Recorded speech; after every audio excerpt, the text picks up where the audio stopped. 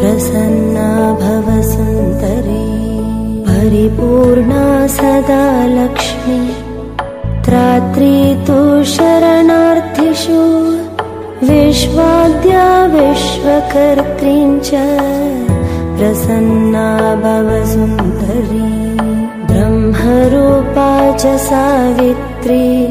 त्वद्दीप्त्या भासते जगत् विश्वरूपा वरेण्या च प्रसन्ना भव सुन्दरी क्षित्यप्तेजो मरुद्व्योमा पञ्चभूतस्वरूपिणी वन्दादे कारणं त्वं हि